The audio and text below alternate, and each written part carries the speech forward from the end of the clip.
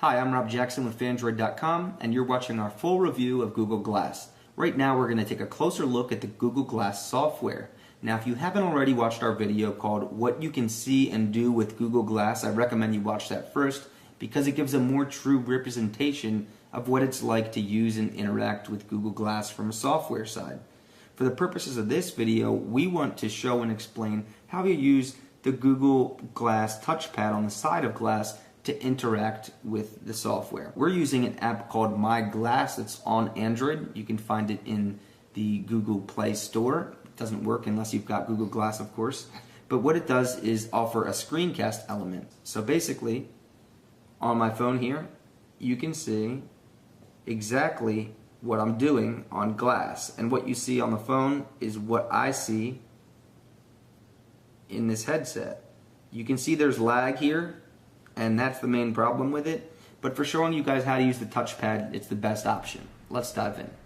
With a simple tap of the touchpad, you can wake Glass up, and it's off by default, which conserves battery life and prevents from being an irritation. You swipe down to back up, and down to back up. The other way you can turn Glass on is by nodding your head at a 30-degree angle. You can turn this option off in the settings or change the angle from 10 to 40 degrees. Another useful feature is head detection. So when you take Glass off, it will disable the touchpad so you don't accidentally press a button and then delete something or share something. It disables the touchpad completely while you're not wearing it. Then you put back on, Glass comes up. Think of Glass as like a timeline, and everything to your right is your history. All the different pictures you've shared, messages, all that stuff. So flick forward and you can go through it. Flick really fast, you can go way back in time. You see there I am 2-3 days. I've used Glass a lot. This is really helpful to get to all the different cool stuff you've been doing with Glass. You can swipe backwards to go the opposite direction, and if you swipe back from Glass Home, it'll take you to Google Now.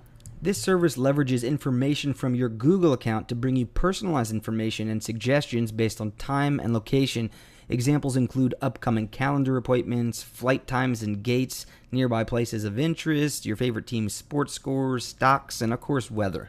And we haven't talked about all you can do with Google's voice-activated home screen.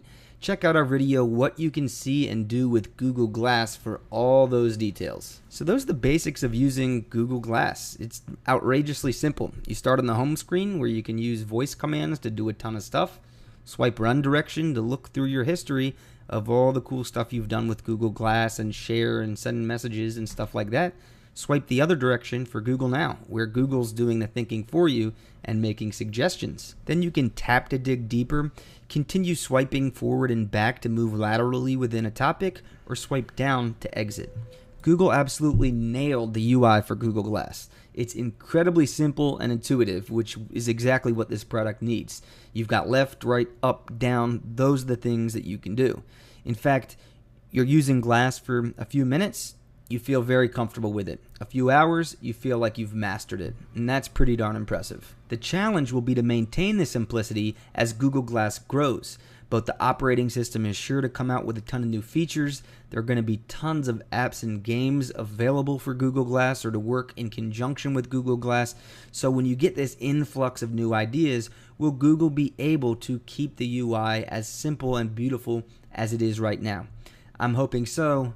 But either way, that's a quick look at the beta version of Google Glass software.